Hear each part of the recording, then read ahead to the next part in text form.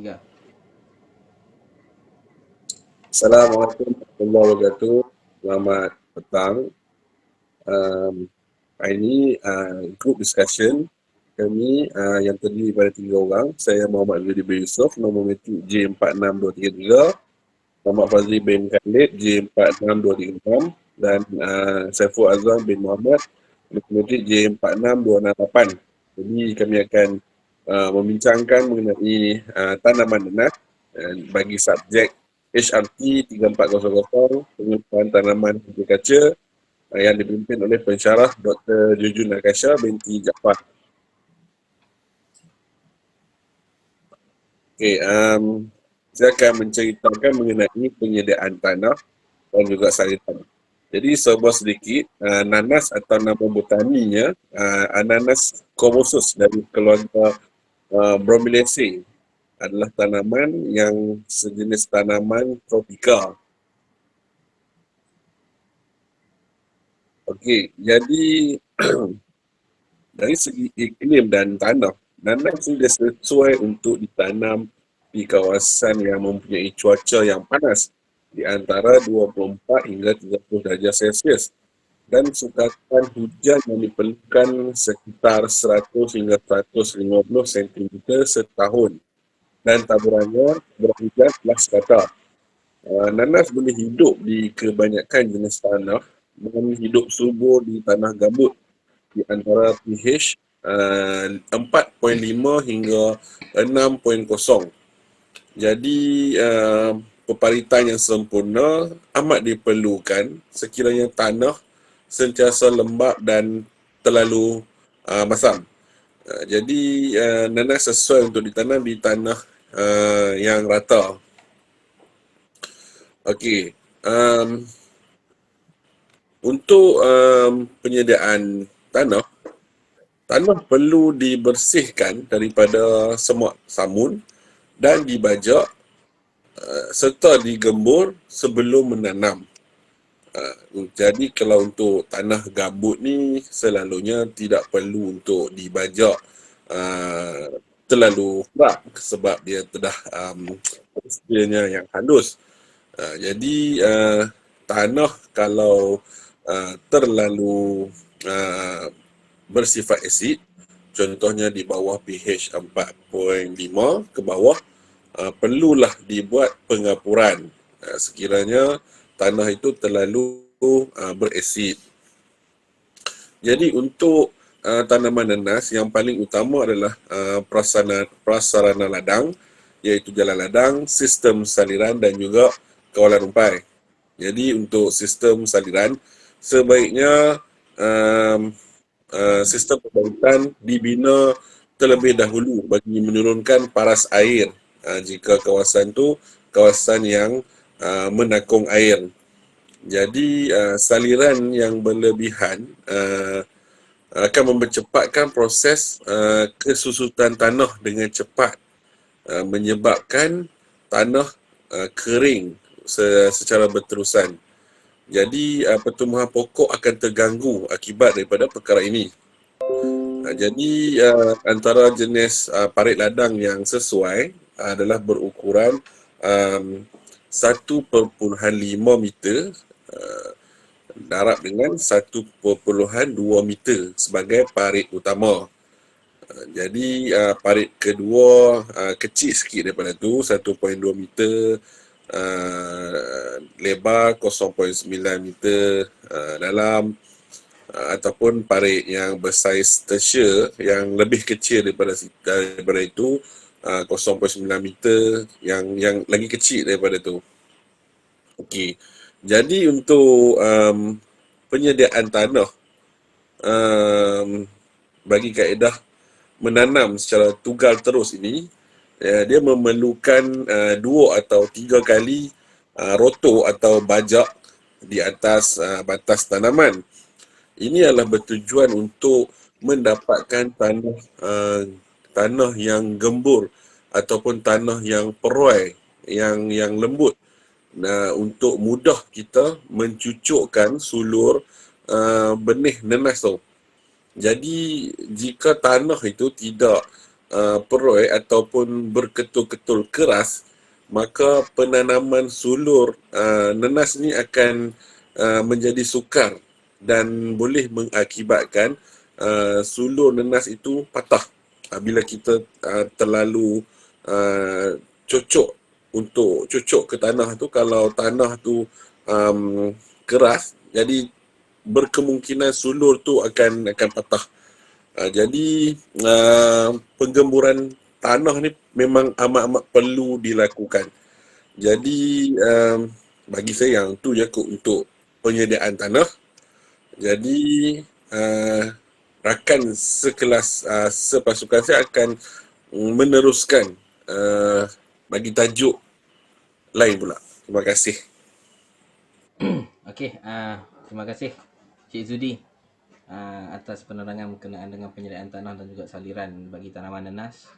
Okey, saya akan menceritakan sedikit berkenaan dengan penanaman dan juga pembajaan tanaman nenas, yang mana rata-rata kalau kita tengok penanaman nanas ni dilakukan secara di atas batas, yang mana batas yang dibangunkan adalah batas berukuran 3 kaki lebar, dan juga tinggi batas hendaklah sekurang-kurangnya 1.5 kaki, bagi memastikan akar nanas dapat mengembang dengan baik. Okey, dari segi penanaman, setelah selesai dari segi penyediaan tanah dan juga batas, jarak di antara batas ke batas adalah lebih kurang 3 kaki. Ini bagi memudahkan urusan kerja-kerja selepas pokok nanas besar. Jadi di antara batas dan batas, lebar batas adalah 3 kaki, manakala jarak di antara batas dan juga batas adalah 3 kaki. Okey, itu bagi spek untuk batas tanaman nanas. Manakala bagi tanaman nanas, kebiasaannya kalau ikut penanaman nanas, dia mempunyai beberapa jenis cara penanaman. Ada yang membuat secara padat dan juga secara kebiasaan. Bagi tajuk ini saya menceritakan dari segi cara penanaman secara kebiasaan yang disyorkan adalah penanaman di atas batas 3 kaki dengan tanaman nanas adalah 2 baris, di mana jarak di antara nanas jarak di antara baris nanas dan baris nanas adalah lebih kurang 2 kaki, dan juga jarak di antara pokok adalah 1 kaki. Ini bagi memastikan pokok nanas dapat membesar dengan baik, mempunyai ruang yang cukup, dan juga memastikan jarak penanaman yang sesuai untuk tumbuhsaran nanas pada masa akan datang. Kalau terlampau jarak di antara baris ataupun di antara pokok, di antara sulur nanas, selepas penanaman lebih kurang 3 bulan, kita akan menghadapi masalah di mana rumpai akan tumbuh di antara baris dan juga di antara pokok nanas. Bagi mengelak isu-isu kawalan rumpai pada masa akan datang, jarak penanaman adalah salah satu indikator yang penting yang perlu ditekankan bagi memastikan kanopi dibuka sehabisnya agar rumpai tidak dapat tumbuh di antara baris ataupun di atas batas tanaman nanas. Okey, seterusnya saya akan ceritakan sedikit berkenaan dengan pembajaan, yang mana pembajaan ni kebiasaannya kita akan buat pada bulan yang pertama, kemudian pada bulan yang ke-3, bulan ke-6 dan juga bulan ke-8. Yang mana pada permulaan bulan pertama ni, kebiasaannya kita akan beri baja, kalau kita panggil tu NPK green, 15, 15, 15. Dan seterusnya kebiasaannya kita akan tumpu lebih kepada baja yang tinggi kandungan K untuk pusingan baja yang ketiga.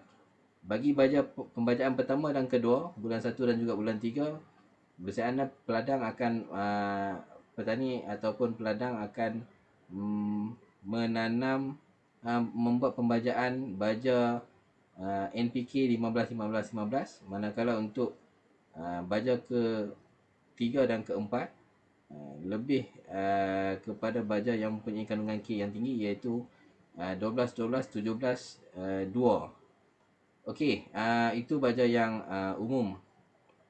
Jadi pembajaan dibuat keperluan baja bagi setiap pokok nanas adalah sekitar 20 miligram dan akan ditabur di antara baris di tengah-tengah batas menggunakan paip ataupun corong bagi mengelak daripada baja termasuk ke dalam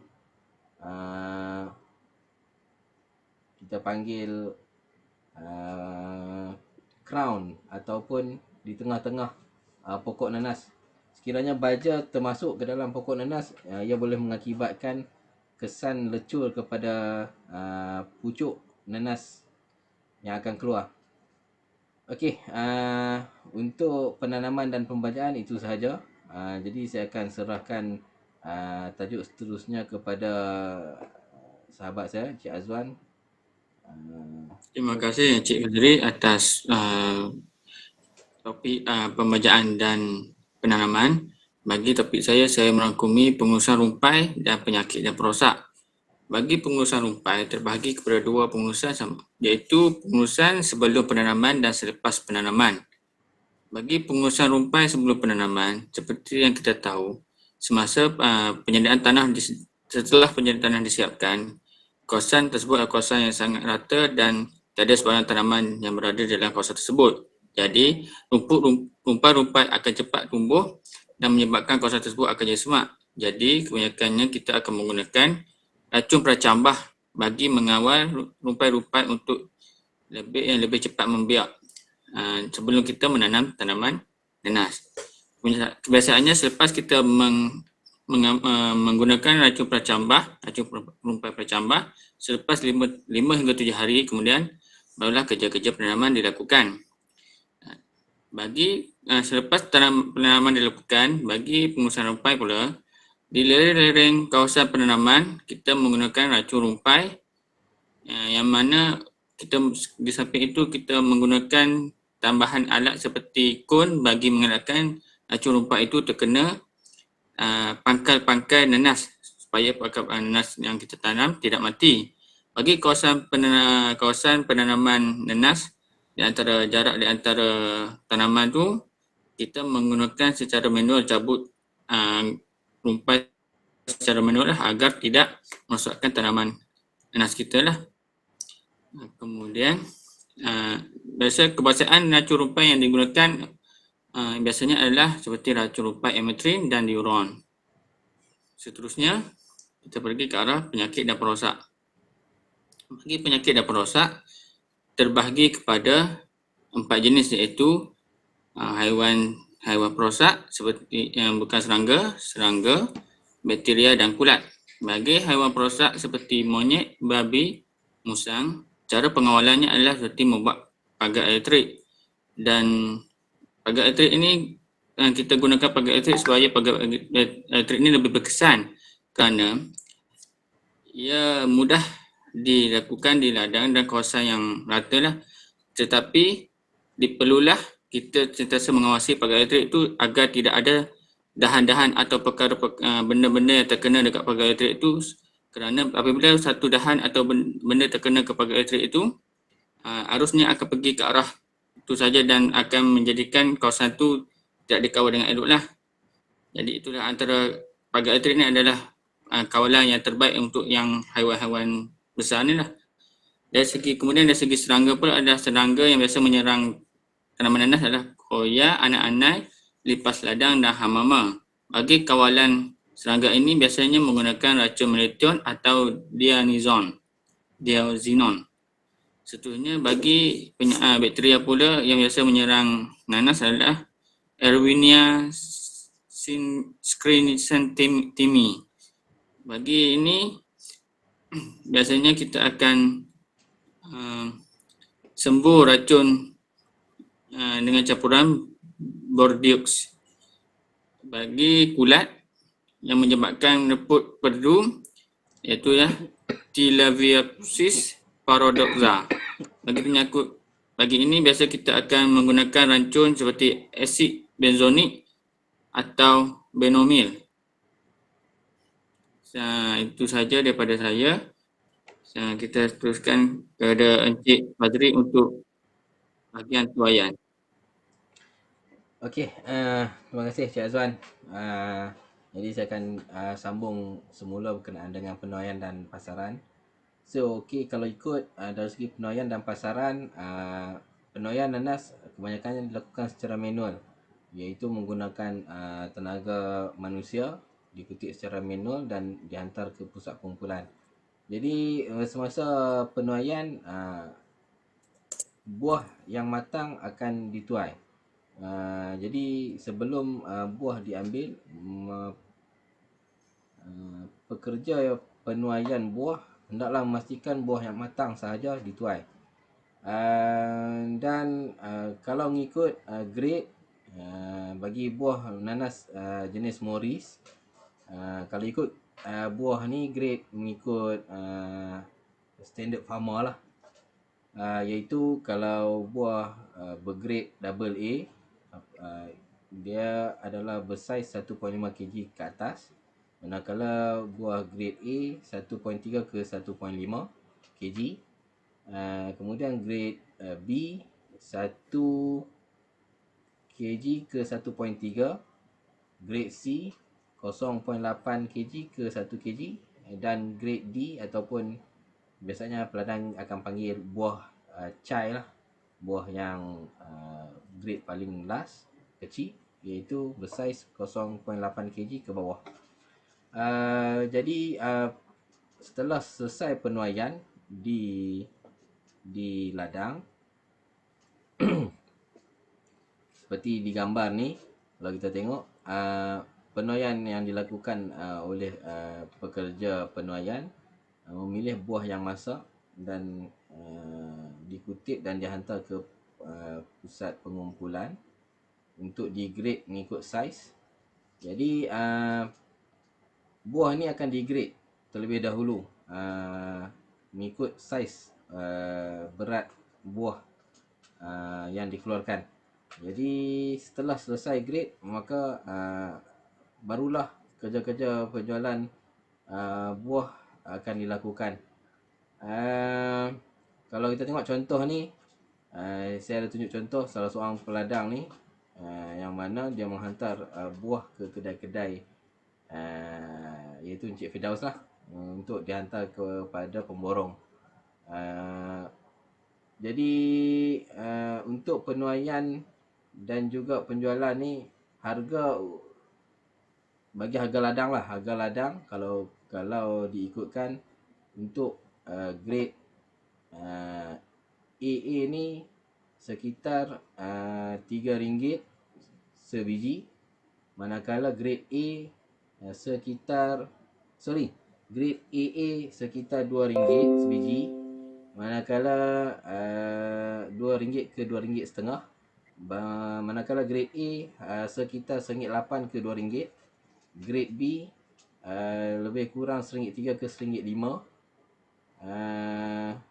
dan grade C sekitar 50 sen ke 80 sen, dan grade D kebiasaannya harga adalah dijual secara pukal lah kepada pemborong untuk harga di ladang lah. Harga di ladang adalah lebih murah berbanding harga runcit. Dan pasaran yang paling tinggi bagi tanaman nanas adalah pada musim kenduri, cuti sekolah dan juga perayaan lah. So itu saja berkenaan dengan tanaman nanas. Saya harap perkongsian kita ni dapat memberi manfaat dan boleh dijadikan salah satu info tambahan berkenaan dengan tanaman nanas.